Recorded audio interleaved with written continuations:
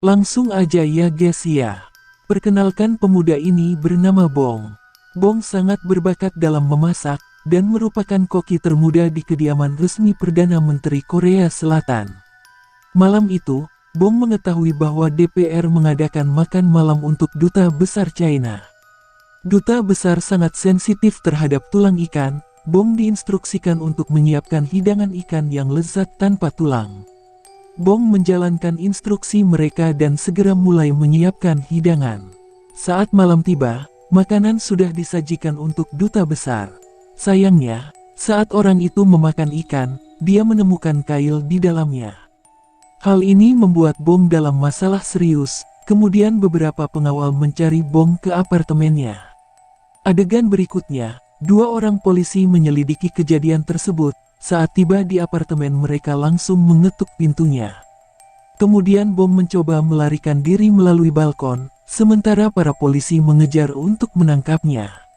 Pada saat pengejaran, Bong nekat terjun ke kolam renang, sampai kepalanya terbentur ke dasar kolam. Entah dari mana, seorang wanita berenang ke arahnya, lalu mencium bibirnya. Saat Bong bangun, dia mendapati dirinya berada di tempat tidur zaman kerajaan.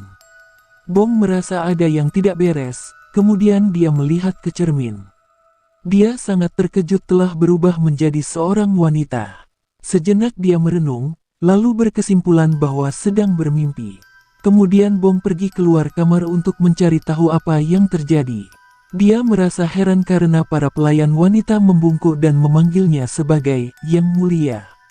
Kejadian ini membuat Bong terkejut, lalu dia berlari keluar, dan tiba-tiba selangkangannya terasa dingin. Saat itulah Bong menyadari bahwa dia telah kehilangan pisangnya. Bong kaget dengan apa yang dia alami. Dia berpikir bahwa telah diperdagangkan untuk operasi ganti kelamin. Namun, ketika dia mengamati sekelilingnya, Bong menyadari bahwa sedang melakukan perjalanan waktu ke masa lalu. Kesadaran itu membuatnya kaget, dan akhirnya dia dibawa kembali ke istana. Keesokan harinya, Bong mengetahui identitasnya dari seorang pelayan. Ternyata dia melakukan perjalanan waktu ke dinasti Joseon pada tahun 1851. Terlebih lagi, dia sekarang tinggal di dalam tubuh Kim So-young. Keadaan semakin memburuk saat Bong mengetahui bahwa Kim dijadwalkan untuk menikah dengan raja dan akan menjadi ratu dalam beberapa hari lagi. Pelayan itu juga menjelaskan bahwa tubuhnya ditemukan mengambang di danau setelah terjadi kecelakaan yang tidak diketahui. Untungnya, para penjaga menemukan dan membawanya kembali ke istana. Mendengar hal ini, Bong berteori bahwa rohnya bertukar dengan Kim, dan menyimpulkan bahwa danau adalah jalan untuk mengembalikan keadaan.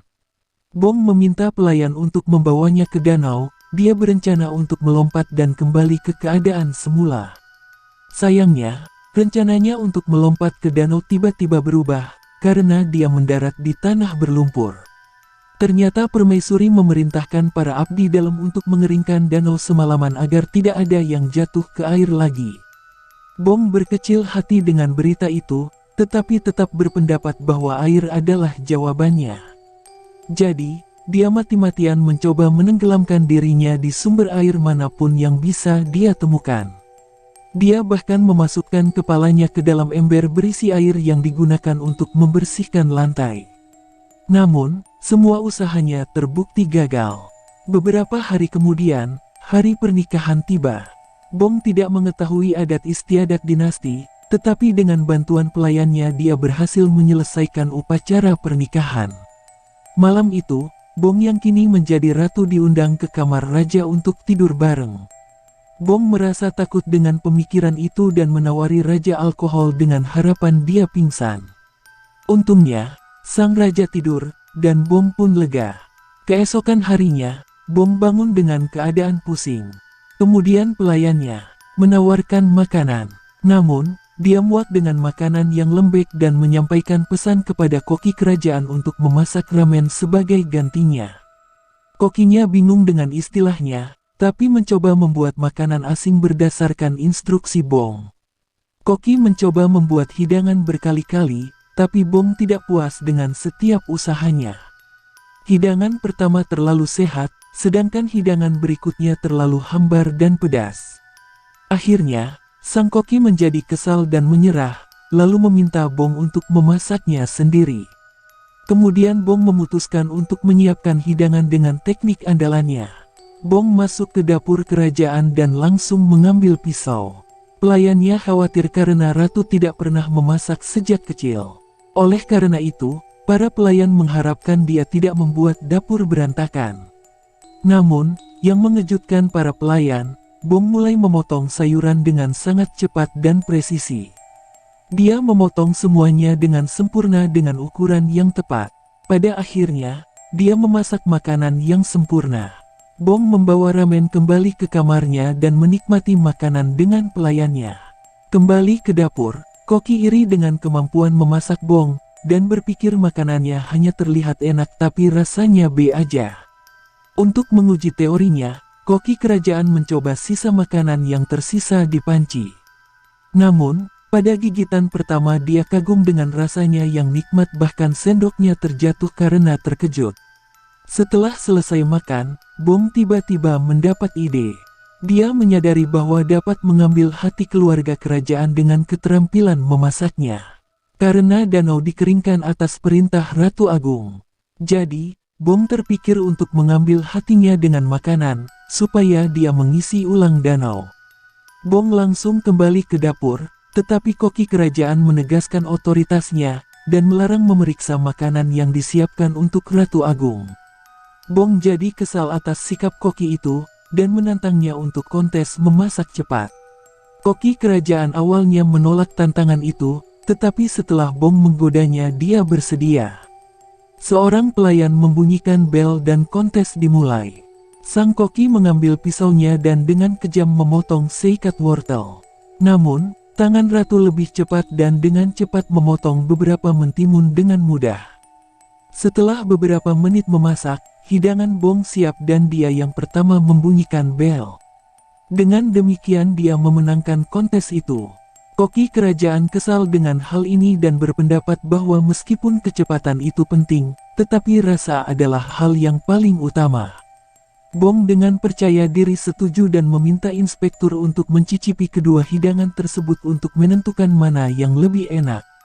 Inspektur terpesona oleh masakan Bong, dan menyatakannya sebagai hidangan yang lebih enak, membuat dia bisa menguasai dapur kerajaan. Bong menggunakan status barunya. Kemudian saat dia menganalisis makanan Ratu Agung, Bong mengetahui dari pilihan makanannya bahwa Ratu Agung adalah pemilih makanan, karena sakit gigi yang dideritanya akhir-akhir ini.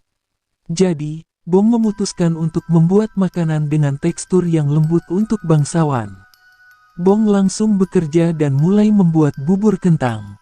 Pertama, dia menuangkan susu ke dalam panci, dan menambahkan bahan yang tepat, sambil sesekali mencicipi campurannya. Kemudian, kentang akhirnya dimasukkan ke dalam panci. Setelah itu, makan malam disajikan dengan taburan bunga untuk penyajian yang memikat selera makan. Bong senang dengan hidangannya dan mengirimkannya sendiri ke Ratu Agung. Sang ratu sangat menikmati makanannya, tetapi menyoroti bahwa hidangannya tidak sempurna, karena tiba dalam keadaan dingin. Perubahan suhu menyebabkan kentang tumbuk menggumpal. Oleh karena itu, sedikit mengubah rasa. Juga, bubur tumpah di sisi piring yang juga mempengaruhi penyajian. Bong putus asa mendengar ini dan dengan rasa sedih pulang ke istana. Saat di gerbongnya, Bong berpikir tentang cara alternatif untuk mengantarkan makanan ke Ratu Agung. Tak lama setelah itu, ide cemerlang muncul. Bong menjahit kain, dan meminta pelayannya mengirimkan kain beserta beberapa instruksi kepada insinyur kerajaan. Dengan arahan Bong, insinyur membuat kereta pengiriman makanan khusus yang diisolasi dengan benar di semua sisi oleh kain. Sementara itu, Bong menyiapkan sederet makanan lezat dan meminta pelayan mengantarkannya menggunakan lemari berdesain baru. Ratu Agung menerima makanan panas, dan menikmatinya, tanpa meninggalkan sisa makanan. Akhirnya, para insinyur kembali ke Bong dan menyampaikan kabar baik karena penemuan itu terbukti sukses. Beberapa hari kemudian, Raja menyelenggarakan perjamuan besar dan mengundang delegasi dari seluruh negeri. Sayangnya, para juru masak jatuh sakit pada hari perjamuan dan dapur kerajaan kekurangan orang. Bong menyadari hal ini dan memutuskan untuk membantu. Dia menyelinap keluar dari perjamuan dan memasuki dapur. Bong menemukan bahwa Pentri kekurangan bahan, karena bahan makanan yang dimaksudkan untuk diantarkan hari itu, tidak dapat datang. Dengan sumber daya yang terbatas, Bong tidak punya pilihan selain berkreasi. Sang ratu, bersama para pelayannya, menyiapkan hidangan kentang yang sederhana namun unik. Bong mengupas dan membungkus kentang di sekitar stik dan menggorengnya hingga garing dan renyah. Para tamu awalnya tidak senang saat melihat hidangan pertama, karena mereka mengharapkan sesuatu yang lebih berkelas untuk perjamuan kerajaan. Namun, begitu mereka mencoba makanan unik tersebut, mata mereka berbinar karena mengagumi rasanya. Hidangan kedua Bong sedikit lebih berat karena tidak ada daging di dapur. Dia secara kreatif menggunakan kacang untuk membuat burger vegetarian dengan saus tomat di sampingnya. Bong senang dengan penemuannya dan menamainya McDonald's, terinspirasi oleh McDonald modern itu sendiri. Hidangan seperti sajian kentang sangat populer saat para tamu menikmati masakan yang menggiurkan. Untuk santapan terakhir, Bong membuat hidangan penutup jeli klasik dengan sentuhan unik. Dia menulis pesan khusus pada stik jeli dan menyebutnya jeli keberuntungan, karena dapat membaca peruntungan. Para tamu menikmati jeli klasik dan bersenang-senang membaca peruntungan mereka masing-masing. Jamuan itu sukses besar, berkat masakan Bong. Ratu Agung yang juga menghadiri perjamuan, terkesan dengan keahlian Bong dan akhirnya memintanya untuk mengajukan permintaan. Tanpa ragu, Bong meminta agar danau itu diisi ulang. Ratu Agung mengabulkan permintaannya dan memerintahkan para pelayan untuk mulai mengerjakan pekerjaan itu. Sayangnya, karena ini adalah abad ke-19, tidak ada mesin canggih untuk membantu tugas ini. Sehingga para pelayan hanya bisa mengangkut air secara manual dengan ember kayu. Prosesnya sangat lambat karena para pelayan melakukan perjalanan jauh dari sumur kota ke danau. Bong kesal dengan ini dan dengan cepat muncul dengan metode baru. Dia meminta setiap pelayan untuk tetap di satu tempat dan hanya menyerahkan ember dari satu orang ke orang lain. Orang-orang senang dengan sistem ini karena membuat pekerjaan lebih mudah dan lebih cepat. Mereka semua melanjutkan tugas dan mengerjakannya dengan sabar sementara Bong mengawasinya. Beberapa hari kemudian tetapi danau belum terisi. Bong bosan menunggu dan menjadi putus asa. Untungnya hujan turun, perlahan tapi secara bertahap menyirami danau. Bong sangat gembira dengan perubahan cuaca dan menari dengan gembira di bawah hujan. Beberapa jam kemudian, danau terisi dan Bong menuju ke danau dan membubuhkan namanya di batu. Setelah itu, dia melompat ke danau dan tenggelam di bawah air, seperti yang dia lakukan di awal film. Saat Bong bangun, dia terkejut menemukan dirinya berada di rumah sakit dan melihat seorang petugas tidur beberapa meter dari tempat tidurnya. Dia diam-diam mencoba menyelinap keluar tetapi petugas bangun dan pengejaran terjadi. Bong berhasil melarikan diri, tetapi dua polisi muncul dan menyudutkannya. Karena putus asa, Bong melompat dari platform tinggi dan berlari di jalan. Dia langsung menuju ke perpustakaan umum dan mencari buku sejarah. Di sana, dia menemukan publikasi tentang dinasti Joseon dan tersenyum, mengetahui bahwa dia kini telah menjadi bagian dari sejarah. Tak lama kemudian dua orang polisi tiba di perpustakaan. Bong mencoba melarikan diri tetapi polisi itu menjelaskan bahwa mereka di sana tidak untuk menangkapnya. Ternyata masa kini telah diubah karena perjalanan waktunya di era dinasti Joseon. Sekarang, dia tidak dikejar oleh polisi. Sebaliknya, mereka ada di sana untuk melindunginya karena Bong sekarang menjadi pelapor dan telah mengekspos pejabat tinggi karena korupsi. Bong bergegas ke komputer terdekat dan menelusuri web untuk mengonfirmasi klaim mereka. Setelah itu, mereka mengatakan yang sebenarnya, bahwa sejarah dan dunia saat ini telah berubah. Film berakhir dengan Bong berdiri di jalan saat dia menyampaikan pesan positif tentang bagaimana perubahan kecil di masa lalu dapat sangat memengaruhi masa depan. Udahan dulu ya guys ya.